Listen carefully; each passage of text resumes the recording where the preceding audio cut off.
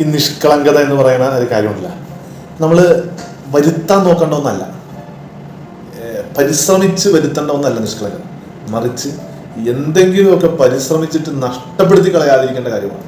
എന്ന് വെച്ചാൽ നിഷ്കളങ്കത എന്ന് പറയുന്നത് ശരിക്കും പറഞ്ഞാൽ നമ്മുടെ എല്ലാവരുടെ ഉള്ളിലുണ്ട്. എല്ലാ മനുഷ്യരും നിഷ്കളങ്കരാണ്. പക്ഷേ നമ്മുടെ നിഷ്കളങ്കത നഷ്ടപ്പെടുന്ന എവിടെ അറിയാമോ? നമ്മളിങ്ങനെ ചില കാര്യങ്ങളെക്കുറിച്ചുള്ള ഭയം നിമിത്തം, ചില കാര്യങ്ങളെക്കുറിച്ചുള്ള ആശങ്കകൾ നിമിത്തം, ചില കാര്യങ്ങളെക്കുറിച്ചുള്ള സംശയങ്ങൾ നിമിത്തം, ഇതെല്ലാം കൊണ്ട് നമ്മൾ നമ്മുടെ ഉള്ളിൽ നഷ്ടപ്പെടുത്തി കളയുകയാണ്.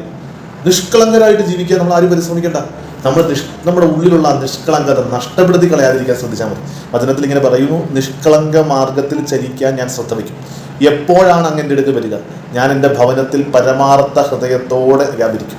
നിഷ്കളങ്ക മാർഗത്തിൽ ചരിക്കാനായിട്ട് ശ്രദ്ധിക്കാൻ ഒറ്റ കാര്യം ചെയ്താൽ മതി. നമ്മൾ ഏതെങ്കിലുമൊക്കെ ചിന്തകൾ കൊണ്ട് നമ്മുടെ നിഷ്കളങ്കത നഷ്ടപ്പെടുത്തി കളയുന്നുണ്ടോ എന്ന് ചിന്തിച്ചാൽ മതി. നമ്മുടെ എല്ലാവരുടെ ഉള്ളിൽ ആ നിഷ്കളങ്കതയുണ്ട്. നിഷ്കളങ്കരാണ് നമ്മളെല്ലാവരും. എനിക്കങ്ങനെയൊക്കെ തോന്നേണ്ട. ഈശോ നമ്മളെ സമൃദ്ധമായിട്ട് അനുഗ്രഹിക്കട്ടെ.